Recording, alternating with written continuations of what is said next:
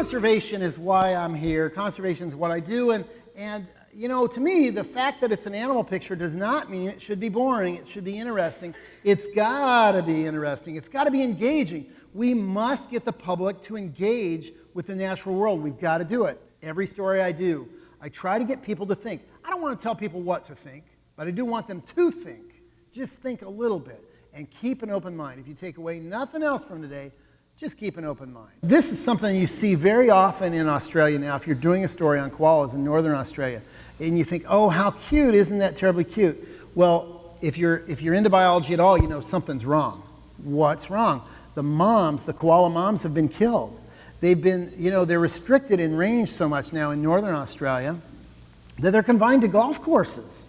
And when they come down out of the trees on the golf course, they're stuck. They get hit and killed by cars, or especially by dogs. They get bitten by dogs, clean through the head. They have no defenses against dogs. And so I knew, this was just a short little story, 3 weeks. I knew before I ever got on the airplane that the nurses at one koala hospital, who still have to remain anonymous to this day or they'll get canned, they saved 1 week's worth of koalas, all killed by dogs, in their freezer for me.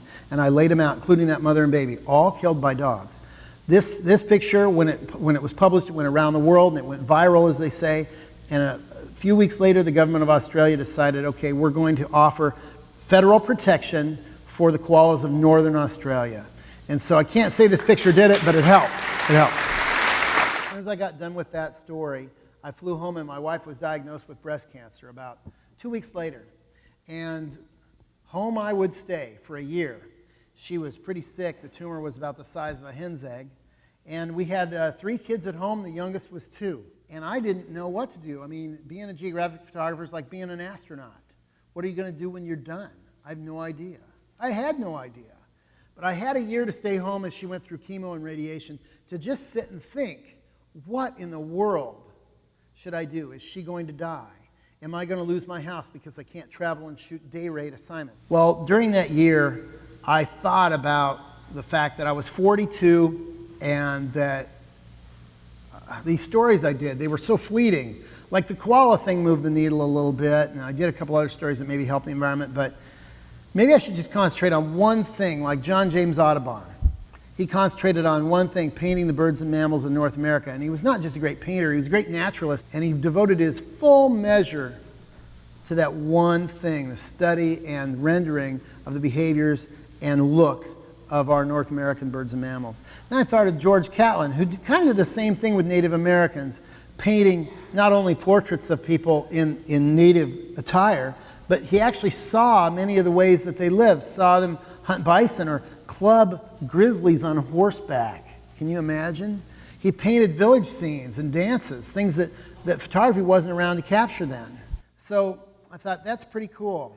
As Kathy started to feel better, and she's fine now, 12 years out, as she started to feel better, I thought, well, maybe I'll start to do pictures of birds in Lancaster County on the days she feels good, like Audubon would have painted, birds in their natural habitat.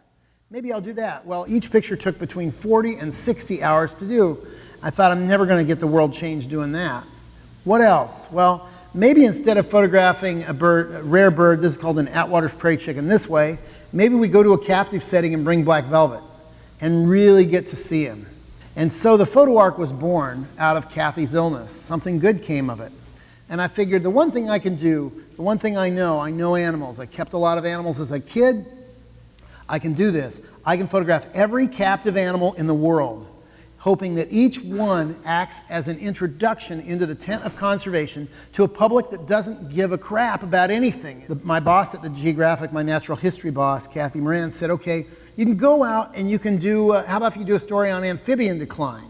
So I mixed it up a little bit. Pictures of animals in the wild in trouble. These are all killed by a fungus in the high Sierras of California, along with studio portraits.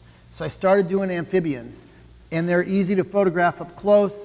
They tolerate the process, and they're amazingly diverse. They've been around for a long, long time, and they're in a lot of trouble. Half of all amphibians could be gone by the time you guys are grown-ups. It's not just the small stuff we're throwing away, though.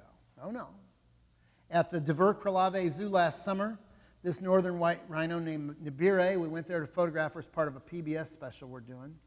A week, 10 days after we're there, and she died. And now the world has 3 left.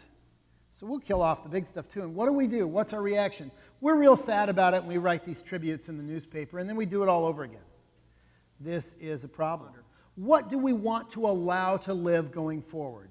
It is up to us. There are so many human beings now. Really, what we save and take with us in terms of wildlife is what we choose to save. So let's look at some of the animals that we've saved when we fell in love with them as a society, as a world community.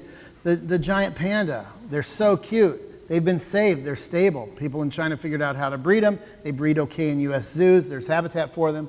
But the whooping crane in our country, the California condor, the Mexican gray wolf, black-footed ferret, even the Vancouver Island marmot, all these animals got down to fewer than 2 dozen, and their situations are stable now. They're not completely out of the woods, but they're stable at several hundred each, thanks to people that cared.